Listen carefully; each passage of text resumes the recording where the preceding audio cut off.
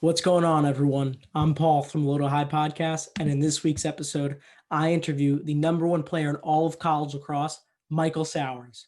Michael's from Upper Dublin, Pennsylvania, and chose to play his college ball at Princeton University, where he shattered every record imaginable in the program. At Princeton, Michael was a four-time All-American, Teewarton Award finalist, and Division I Player of the Year this past season.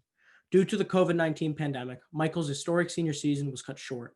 Michael, along with many other Ivy League seniors, were not allowed to re-enroll at Princeton for a fifth year. Michael decided to take his talents down to Durham, North Carolina, to play under the legendary coach John Danowski and the Duke Blue Devils for one last season. The entire lacrosse world has their eyes on Michael and his teammates at Duke this year, as they have a team loaded with talent from top to bottom and are clear favorites for winning the national championship this upcoming season. Michael and I talked about his mindset going into a game, who he emulated his game after when he was a kid, and a whole lot more. Make sure to go follow Michael on Instagram at Michael2Sowers. Now, without further ado, get ready to learn about one of the greatest college lacrosse players of all time. Michael Sowers. Legend has it he puts hot potatoes in the soles of his cleats, and that's why his feet are so quick. Mike, what's going on, man? What's up, man? Thanks for having me on. It's my pleasure. It's my pleasure. Where are you right now? Are you home? So I am home in Philadelphia, currently at my mom's house. Just been chilling out for the last 2 weeks. That's awesome. So you're a Philly guy. What's your favorite cheesesteak spot? I know I got mine in my head. I gotta ask a real Philly guy what their favorite cheesesteak spot It, is. it's definitely a preference thing. Like some people will say like slice, some people go chopped. I like Steve's Princess Steaks in Center City. But the other good one is Delisandro's, which is probably about 15 minutes from me. So that's a money one. That's good. I was gonna say from the times I've been in Philly, me and my dad always go to Tony Luke's. Yeah, solid spot for sure.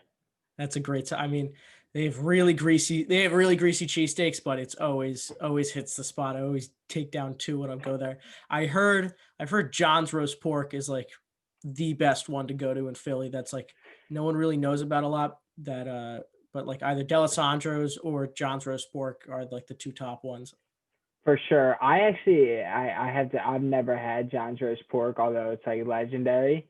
I haven't really, I mean, outside of Gino's, Pat's, D'Alessandro's, and Steve's, I haven't had any of the other famous spots. So definitely like a bucket list thing just to hit all the main spots.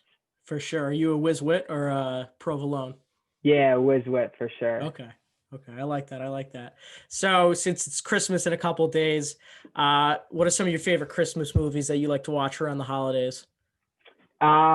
So my personal favorites would be Home Alone and Home Alone 2. Thank Uh, you. Saw it finally. Everyone says Elf. It's Home Alone is the best nah, Christmas movie. No, I agree, dude. Those are definitely my two favorite. And then our family tradition is like one night, usually before like week leading up to Christmas or something, we'll watch Christmas Vacation, which Mhm. is a classic. That is a classic. I think Home Alone has to be the best. It's like you can't beat Home Alone. It has everything in it.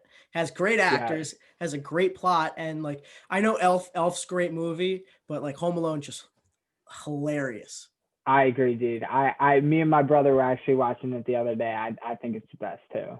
I got to put that on tonight. It's either that. I think my favorite cartoon one has to be Charlie Brown Christmas. I think it's always a solid one to put on like Christmas Eve. For sure, Yeah, money. 100%. So, Mike, let's start off with a couple of basic questions. So, where are you originally from? So I am from Philadelphia, specifically I Upper Dublin, PA. Lived all over Upper Dublin, um, and grew up here my whole life. Never moved outside the school district. So yeah, local Philadelphia guy. Local Philly kid. So, when did you start getting into lacrosse? So my dad was actually a coach growing up. So I joined or I started playing probably when I was like 4 or 5 years old. And for as long as I can remember, I had a stick in my hand, was playing some kind of sport. hmm did you play for any club teams or any rec programs in your town? So I played for two different. When I started, I played for the township that my dad coached at the time, which was Hepburn Horsham. So I started with them, and then around fourth grade, I jumped over to Upper Dublin, and then I didn't start playing club lacrosse until like sixth grade, I think it was, which I know for people now like that sounds pretty foreign, but for me, like my dad never let me play club. He always wanted me like summer camp, focus on football, play basketball, go to the beach, just have fun, like put your stick away for a little bit. Yeah, for sure. I know a lot of like one of the other best players to ever do it. Pat Spencer wouldn't pick up his stick in the summer. He'd strictly play basketball, and that kind of helped translate to other aspects of his game. Why he was always like so athletic and like so good at dodging. So I'm assuming that also really helped to become almost shape the player that you were today. For sure. I mean, I think that, playing other sports is just as important as going out and practicing lacrosse. I mean, so many of the skills are so transferable, the footwork's transferable. So you just learn so many aspects of sport that you get playing other things that you then can bring into lacrosse that you wouldn't get just playing lacrosse. Yeah, for sure, for sure. So, what did you say your top sports were? It was lacrosse, basketball, and football, right? Did you play anything Yep. else?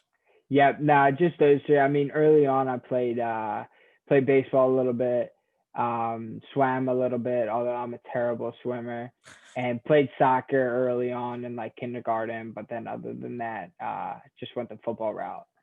And high school, did you play basketball or was it just football and lacrosse?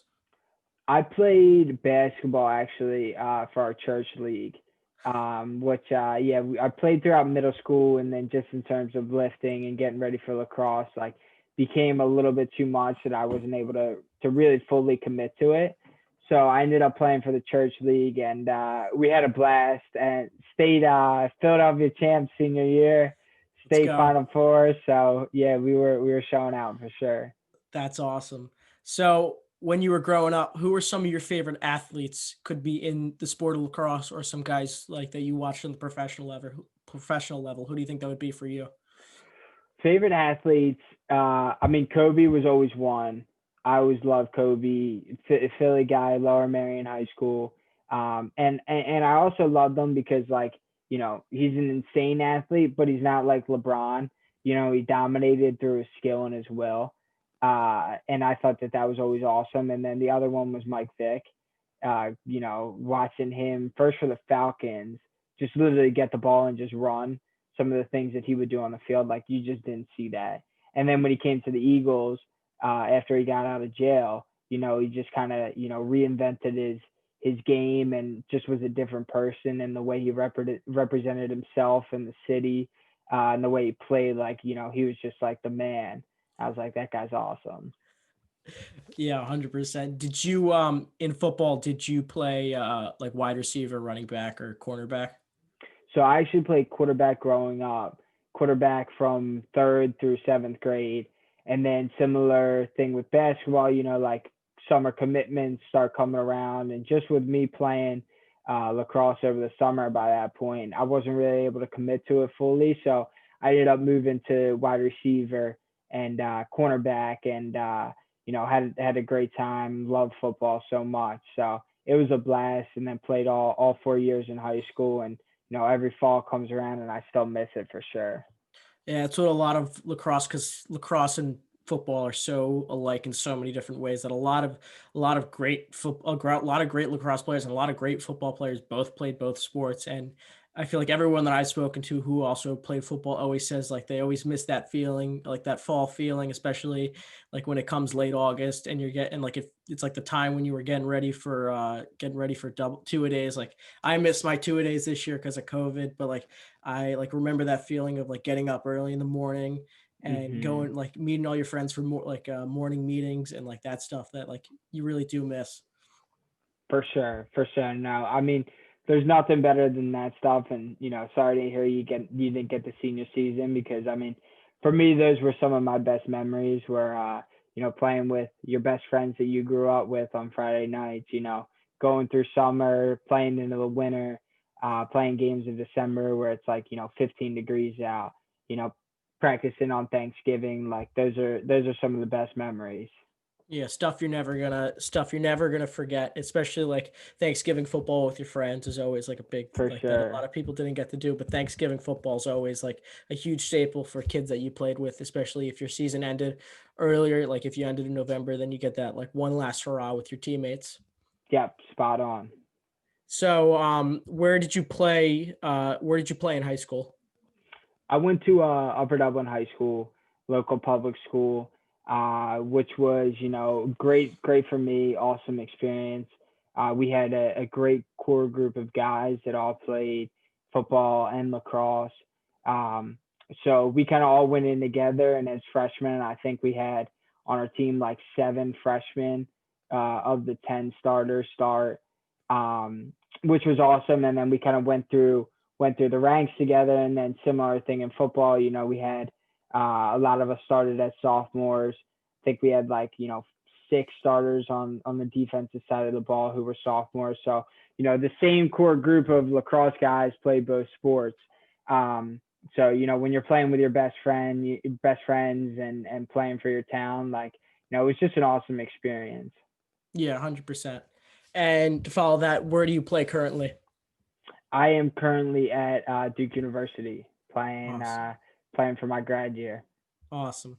And so let me transition to our next question. So to incorporate the name of the podcast, low to high, I'm going to give you a two part question. So the first one I'm going to ask you is, what have been some of your lows while playing lacrosse? It could be a missed pass, a bad game you lost, an embarrassing moment on the field. What do you think that would be for you?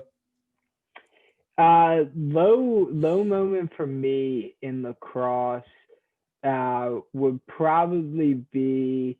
I always go back to this, but my junior year, we lost in like the second round of playoffs a year where we all thought we would win the state championship, and we kind of got embarrassed a little bit, and the entire Princeton coaching staff had come down to watch the game, and that was one of the few games in my career that I can remember that I didn't score a single point, didn't do anything, probably turned the ball over like 8 times. And it was just super embarrassing, and just a terrible feeling. But eventually, kind of was able to turn it around that summer. And to go right off that question, what have been some of your highs while playing lacrosse? Could be a Sure. big win or like a Yep. crazy goal you've had. Yeah, I think for me, my career at Princeton, I feel like was just a blast. Um, but I would say the winning the gold medal with Team USA was a pretty cool experience. Just it was a pretty grueling process going through 5 different tryouts, and then going up to Vancouver, British Columbia, and being down 8-2 at halftime to the Canadian team, who were awesome, and coming back and winning the whole thing. That was one of the coolest lacrosse experiences I've had for sure. Yeah, I could imagine that. That seems awesome. Winning a gold medal, not a lot of people can do. Not a lot of people can get that. When you were young, who did you try and emulate your lacrosse game after? Man, like every college player, like I would just watch college games. I'd be like, man, I want to do that right there. But for me, it was I loved all the Philly guys. Like Joe Sankey was like one of my idols growing up, being a little guy, watching how he played, how he rode, how tough he was.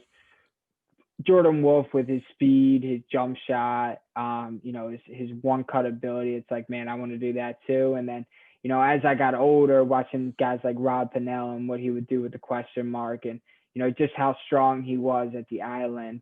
That was all stuff that I wanted to emulate, and things that I wanted to kind of incorporate into my game. And I definitely worked on those things, but having stuff like YouTube and watch ESPN. You can watch those games anytime. So I spent my whole childhood and high school just watching lacrosse games.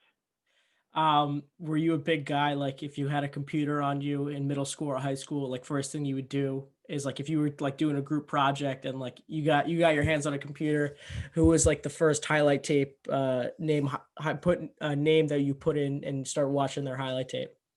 Probably Rob Pennell.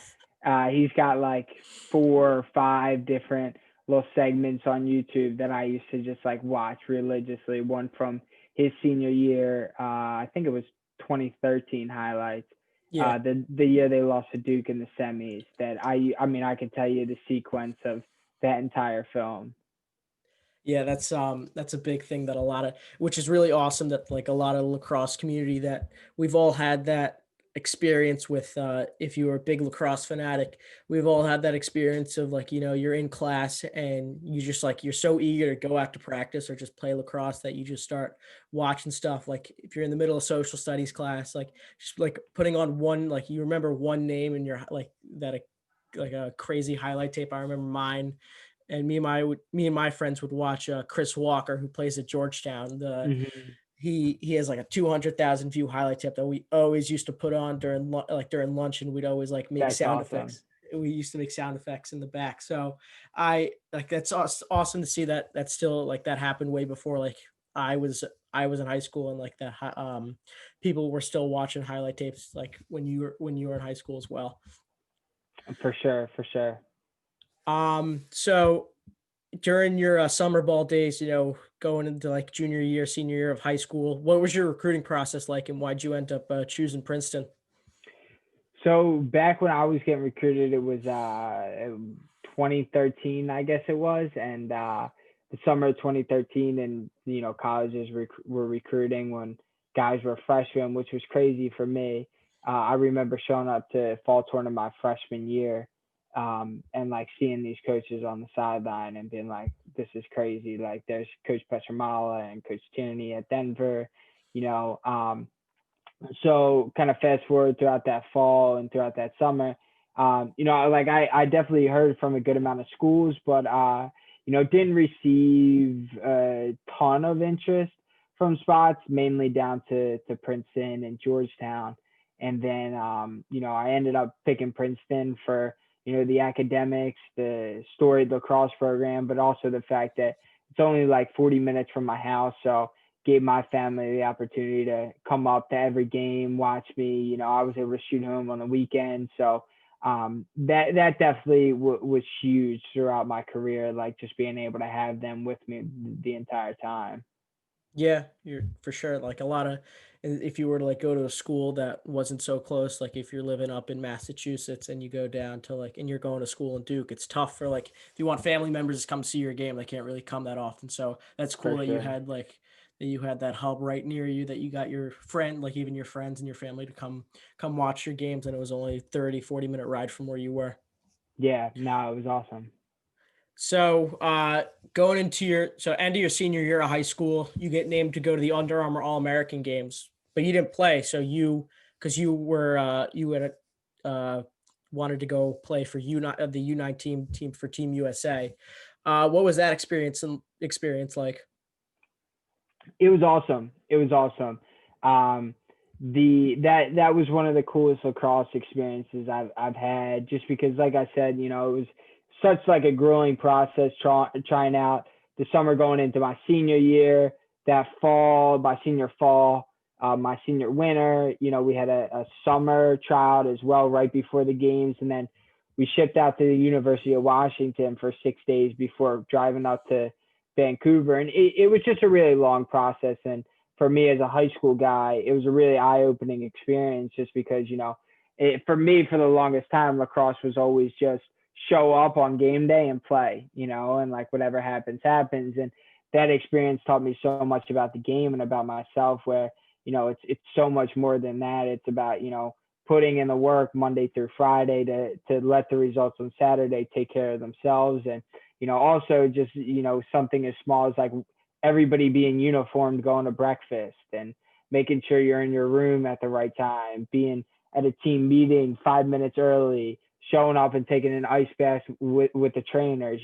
There was just so many little aspects of the game that I was never exposed to until I got out to British Columbia. And then on top of that, obviously winning it was just such a cool experience. Do you think like that strictness that you were showing during that like time at Team USA helped prepare you for college? Without a doubt. Without a doubt. I mean, um, it was definitely the best thing that could have happened for me from a preparation standpoint, just because, like I said, I mean, that was pretty much a college experience when I was in high school. Not just the playing style and how fast the game moved, but more so, the off the field experience. And so I think that going into Princeton, then I had a little bit of an understanding how a college program was going to be run both on the field and off the field. Yeah, for sure, for sure. So you arrive at Princeton your freshman year. What were you trying to contribute to a program that had been shaky for the past couple of years? I mean, at that point, whatever I could. I didn't know. I playing time wasn't guaranteed by any means. I mean, we had a lot of good attackmen on the roster, and throughout that fall, I was really kind of fighting for playing time, fighting to squeeze into the lineup. And so, I didn't really know like how much I would contribute come the spring, but I just tried to work as hard as possible, and whatever way I could help us, that's what I was hoping to do. Were there any parts of your game that were like raw or almost still needed a lot of work on that like you have polished down now? For sure. I mean, I would say my entire game. Like, in high school, it was really different, just because the speed of the game is so different, and the offense is so different, and there's so many little nuances at the college level that you really don't realize until you get there. And so for me, it kind of took the entire fall to figure those out and really exemplify the things that I didn't do well. And like, as simple as coming around the goal and shooting. I was used to having all the time in the world coming around and shooting, and now all of a sudden you have to do it from a low angle with somebody on your hands. It's just a little difficult. So for me, that was stuff that I just kind of had to adjust to. And with the help of the coaching staff and some of the upperclassmen, I was able to do it, and the transition into the spring was relatively smooth. But it was, that I'm very thankful to those guys for helping me kind of get through that early stage. Yeah, yeah, 100%. I could understand that. So, freshman sophomore year, you have back-to-back 80-point seasons. You're a two-time All-American. You have a bunch of accolades for Princeton. You set the single season record for points twice. The lacrosse world didn't really know who you are. And then, beginning of your junior year, the Paul Carcaterra documentary comes out through X. So having that like almost expose your game to the entire lacrosse world, how do you think that affected your play in any way? That specific doc, not a ton. I mean, it was great to do it with Clark, and he's such an awesome guy. But for me, it was cool because I think people got to see some of the nuances to my game, and what I did well as some of the things that I didn't do well when I first got to campus, as Coach Mads kind of explains, and just some of the things that I've had to work tirelessly on to get to a position where I can really help the team. And I think that that's what's cool about the doc is it talks about, some of my strengths as well as, a lot of my weaknesses that I've kind of had to develop over time, things that I still struggle with. I still am kind of developing, to this day. Do you think it's cool to like look back on like seeing like a version of yourself from 2 years ago and like being able to like pick apart some stuff that you still like that now that you've worked on and like seeing back when that first was recorded is kind of almost not like the study film, just like to see how different of a player you were. Yeah, definitely. I mean, I think that it's awesome because, like you said, you kind of now that, removed and hindsight's 2020, it's like, I realized that, the things that I had to work on and that I eventually got better at. And now also the things that I need to continue to get better at and the things that I need to continue to work on. So it's definitely something cool to look back on. And I'm sure that when I'm older, it'll be, it'll be even more significant as I get older. Yeah, definitely something that you could show to people because it's always going to be something that's always going to be around. For sure. So, like through like your freshman to junior year, what parts of your game do you think you developed the most? I would say, one, just understanding the game. That was one of the things that I originally had to adjust to early on, was just, really understanding where slides were coming from, how defenses moved, how my teammates moved. And then also just kind of, expanding my game in terms of dodging and shooting coming around the goal and shooting from different angles, being able to expand myself, shoot up top. Those were all kind of things that, over time, with the help of the coaching staff and the help of my teammates, like, I was able to develop, and I certainly can continue to work on them. But all things that were definitely main priorities in those first couple of years. Yeah, definitely. So, do you think like you've become an all around, like almost an all around player that like if your coach needed you to like run through the midfield line because you guys were down midfielders, like you could come to the call and try and create this, like even though like you work from X, you could help create some pressure coming from up top. I would definitely like to think so. And those are one of the reasons, like, you work so hard, is that, so if there is that empty spot in the midfield and coach needs to plug you in, it's an easy fit. If they need a crease guy, I want to be able to do that. If we need a shooter, I need to be able to do that. So just kind of expanding your skill set to the point where you really can plug in and play anywhere, play any role at any point in time, to Mhm. obviously help the team. If you could play any other position besides ex attackman, what do you think it would be for you? I think D mid. I would take my chances as a D mid. I tell people all the time, um, if I was a class of 2018, I think I could have been a Division I defensive midfielder. I stand by that. I think I could. That's awesome. Not a You don't see yourself as a goalie or Fogo. Nah, definitely not. Definitely not a goalie. I would never step in there. Those guys are psychos. Everyone knows Crazy. lacrosse goalies are the craziest people of all time. Crazier than hockey goalies because hockey goalies, you got a smaller net and you got so much padding. Lacrosse goalies, like maybe they'll wear a cup. Depends on how lucky they're feeling one a type of day. So definitely wouldn't want to step in goal. No, never. That's not me, man. So, end of your junior year, you're a first team All American. You got a 90-point season on your belt, and you're a Teewarton Award finalist. But you still went 7-7 at Princeton. Do you ever think in the back of your mind that you might have made the wrong choice with choosing Princeton, and maybe you might have been considered like wasted talent? Definitely not. I knew for us, and I know that anybody in the locker room would say the same thing. We knew we were right there, and we knew that everybody, myself included, needed to just bring a little bit more and commit a little bit more. And I think that every single year going into the year, we were confident in the group we had, and it's just the reality of college lacrosse. It's so competitive nowadays that if you're not at the top of your game every single day, it's like you're probably going to lose. So, we knew that coming out of junior year, that if we just committed a little bit more and we all just worked a little bit harder, good things were going to happen. And it started with that summer, and then that fall. It was just a commitment thing. And like I said, we were confident in our group. I know a lot of people outside the locker room, they kind of written us off, but that didn't matter to us. We were confident in ourselves. Did you have like after your junior year, did you have like going into the summer when you headed home, did you have like a very strict workout regimen that you wanted to keep for yourself just to make sure that you were doing as much as possible for the upcoming season?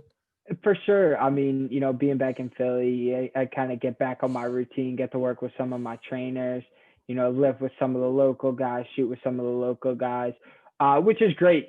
For me, I've kind of had a similar routine since I was a junior in high school and working with the same guys, shooting with the same people, which has been great because, you go and you get great coaching at school, and you play with, your teammates that just kind of elevate your game. And then you fall back on, your regimen at home, and it's a similar process where you go home and you continuously get better. You go back to school, you reevaluate. So I went home, was able to get on a great routine with some great coaches. And I think that summer really set me up for that fall.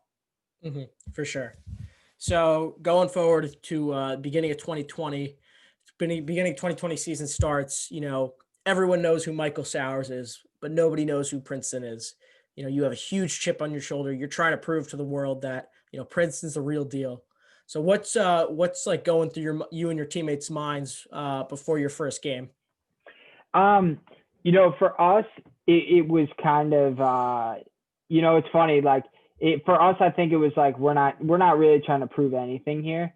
Like I said, we were very confident in the work that we had put in starting in the summer and then into the fall and over the winter and over the course of January. We were very confident in what we did. And so, we kind of got to that point in February where it was like, everybody had the same mindset. It was like, what we just did, we just worked as hard as we possibly could. We just had an awesome off season, the best off season we possibly could. And now, whatever happens.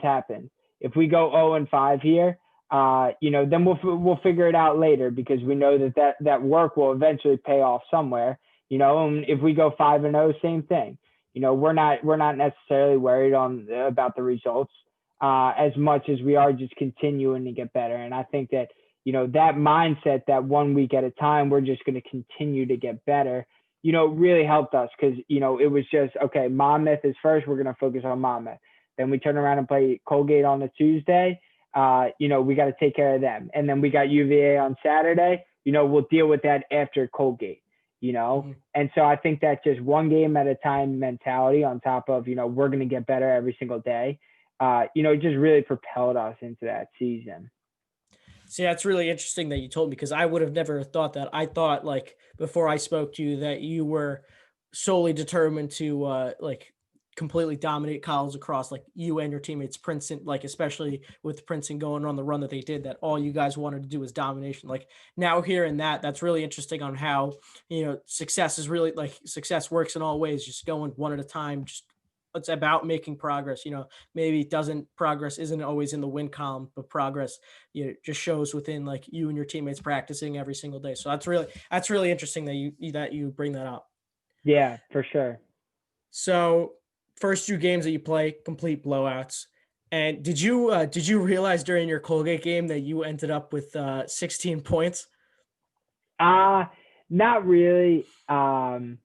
It was just one of those things where, you're just kind of playing and things are flowing. And, in a lot of those points just kind of happened in the flow of the game and in the flow of our offense. And, it's a credit to Coach Mitch and a lot of the Princeton guys where, you can have a night like that just in the flow of the offense, not doing anything outside. So I wasn't really thinking about it in the game. It wasn't until, after and the announcer said something that, you finally realize you're kind of just flowing and playing.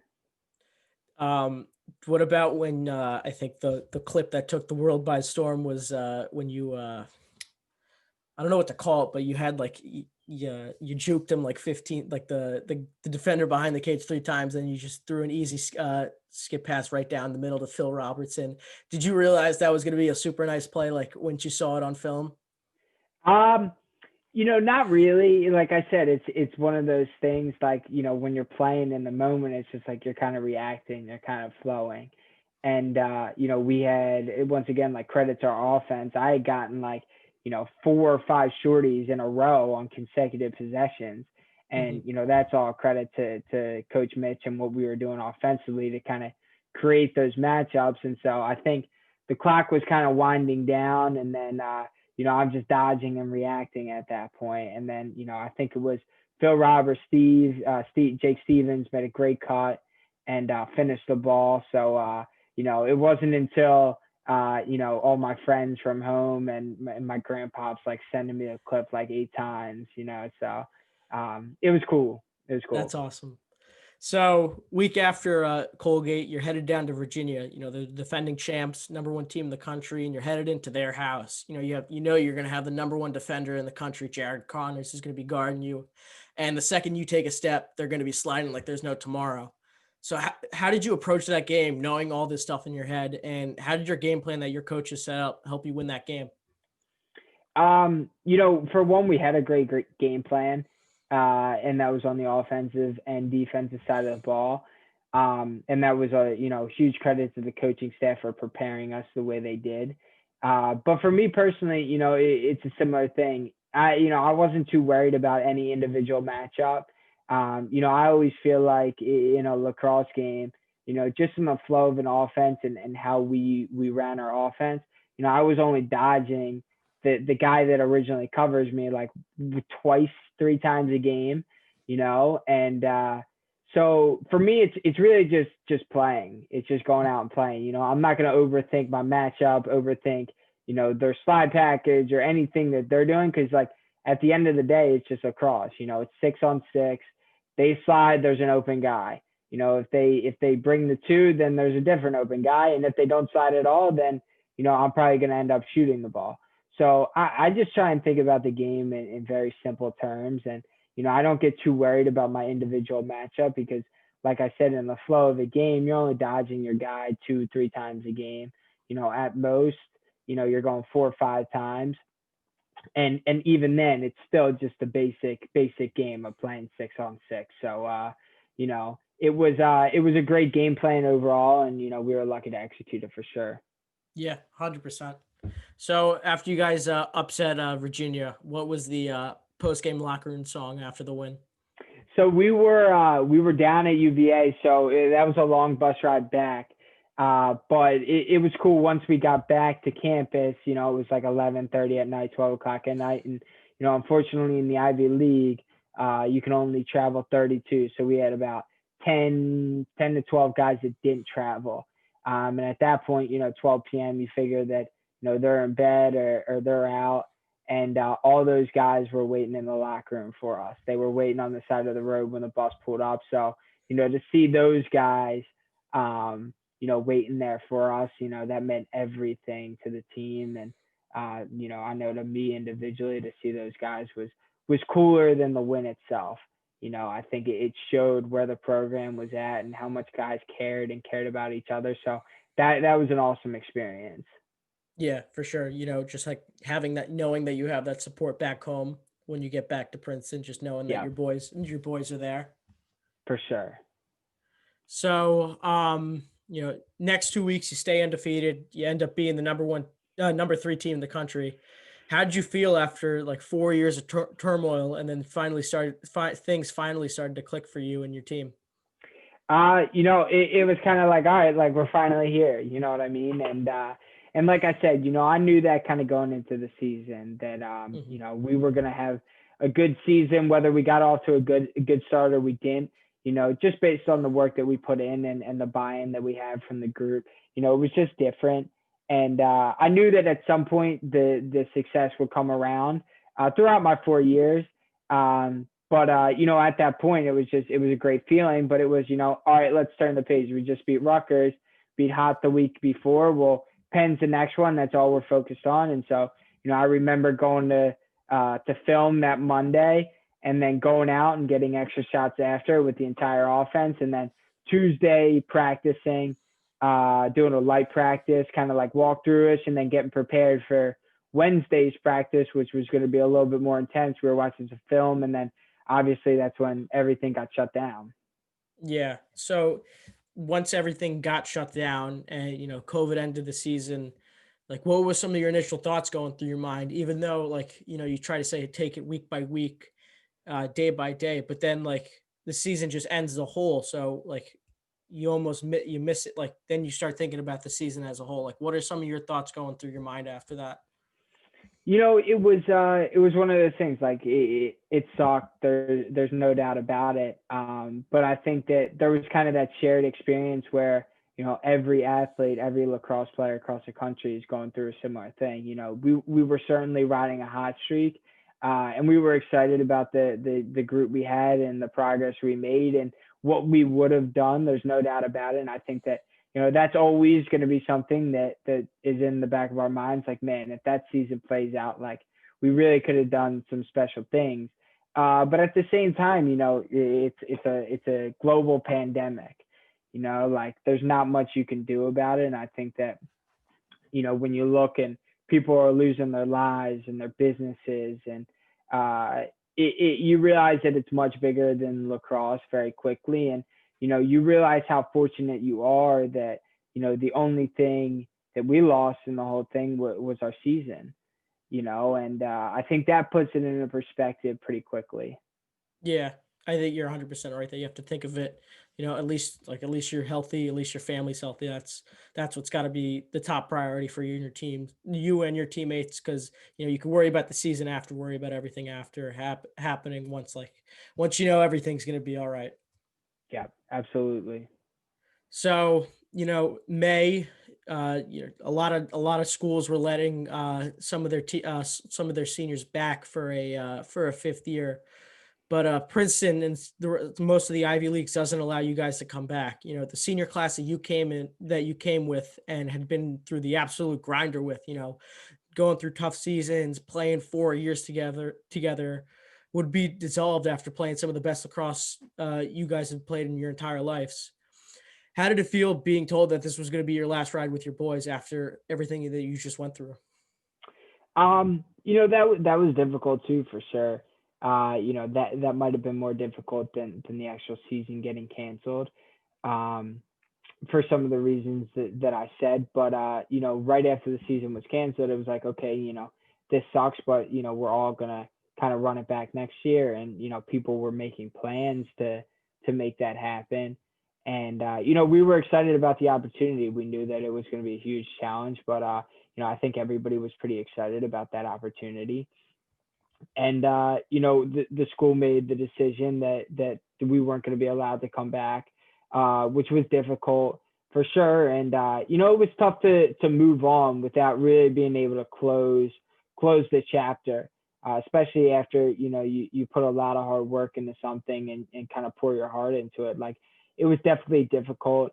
But at the same time, I've always been a firm believer that everything happens for a reason. There's certainly a bigger plan, and I couldn't be more fortunate to be in the position that I'm in now, and have the opportunity that I have to play another year in a new place. Get another degree and play with new guys and play for a new coaching staff that I've certainly learned a ton from. I'm very, very fortunate to have the opportunity. Yeah, you're 100% right. Just like, even though you would have liked to have played with your boys that you've been with like since freshman year, do you ever think of it as almost like a maybe a hidden gem, almost that you guys like after 4 years you get to like almost change it up a little bit? It's definitely it's tough to phrase. Kind of like I said, it was certainly disappointing we didn't get to return to Princeton, but the opportunity to play again, and learn from a whole new set of people and be a part of a team again, and play at the collegiate level, is certainly something that I'm extremely blessed for, Mhm. and something that I don't take for granted. I'm very fortunate for the opportunity. For sure, definitely. So you decide to enter the transfer portal. I gotta ask, was your phone just exploding with texts that first day? It was a little bit. It was a little bit. It was a little overwhelming, especially because 20 minutes before I entered the portal, we were still under the assumption that we were withdrawing from Princeton, and we were in the process of like looking for a house off campus, and then all of a sudden we get the news, and it's like, all right, well, I guess I got to enter the transfer portal ASAP. And so those first couple hours were definitely a bit overwhelming, but I was very grateful for the outreach and all the support that we got. Mhm. So I saw this thing on a lacrosse page. I don't know if you saw it, but it was headline like Michael Sauer enters the transfer portal, and then it was this scene from The Office where there's a fire going on, and it's like Michael Scott going like, "Oh my God, it's happening! It's Yeah. happening! Everyone stay calm." Did you see that? I didn't see that exact one, but I know the exact scene. I'm a huge Office fan, so So it's yeah, a classic. it was like, everyone stay calm, it's happening. So I was like, even though like I guess it might have not been like maybe it was a great time for you, but like maybe there was like for the lacrosse community that was did you ever think like for the lacrosse community that was just such big news that happened? Um, for sure. And it was certainly like an interesting process. Hmm. And I was it was just really a unique situation. It was weird kind of the whole time, but like I said, fortunate to be playing again. Yeah. And you enter the transfer portal and yet you decide to choose Duke. What made you choose Duke in the end? It was really, and I was, super grateful for all the coaches that I reached out. Just after a little bit, it just was kind of a gut feel that it was like the best fit for me. When you kind of looked at the academic program, the fact that my roommate was going as well, one of my best friends, and Phil Robertson, um, with the program and the coaching staff, being able to learn from them and being able to play with some of the guys they had on the roster.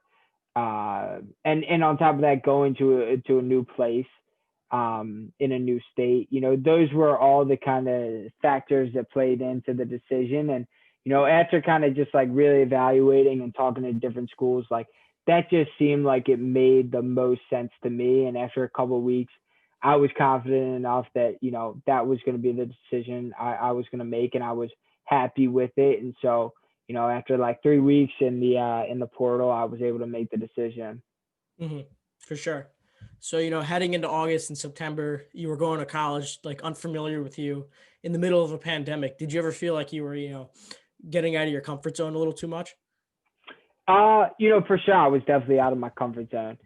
You go from playing for 4 years with a group of guys and getting to know them to walking into a completely new place, with completely new guys, completely new system, new campus.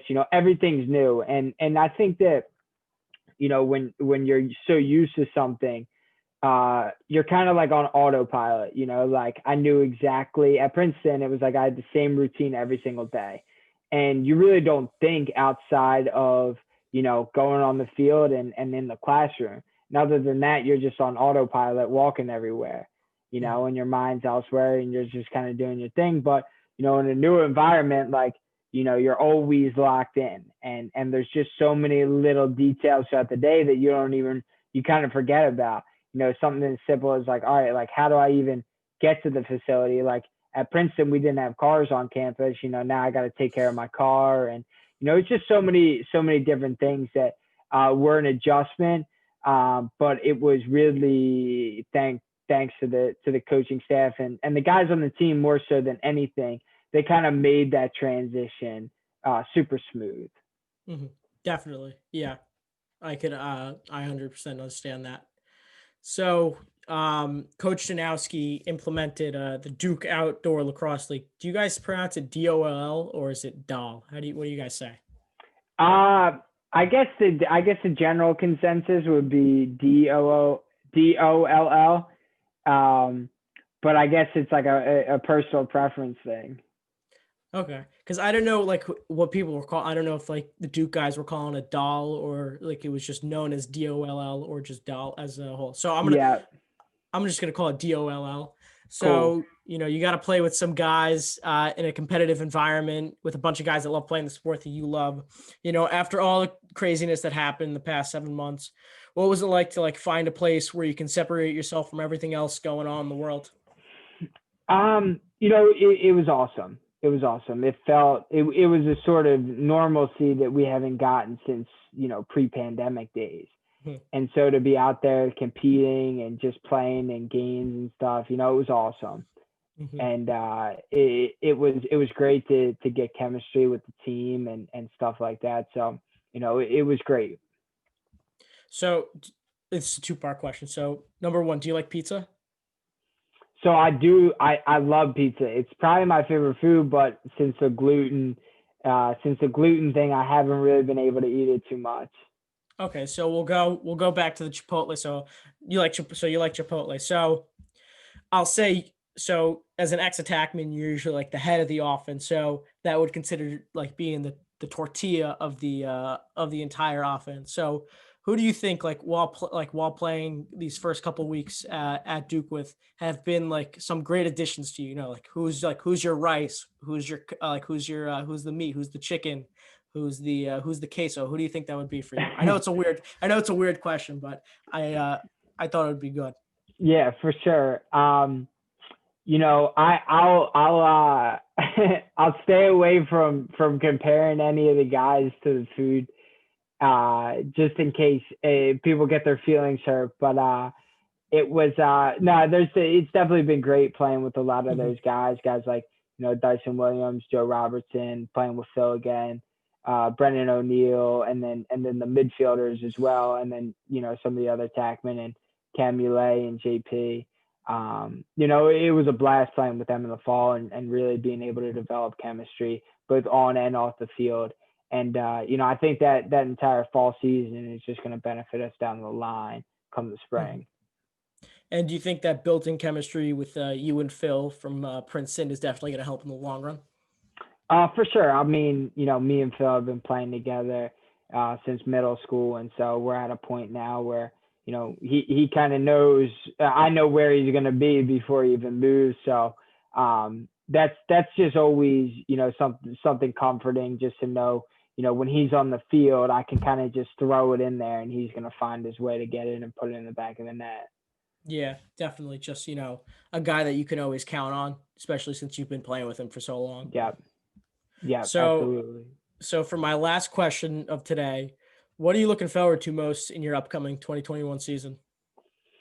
I think just playing, without a doubt, just getting back into the routine of, practicing, preparing for games with a group of guys, being in the locker room, hanging out with guys on and off the field, watching film with the team, and just kind of bus rides with the team, just kind of developing those relationships that just naturally, organically kind of develop throughout the course of the season.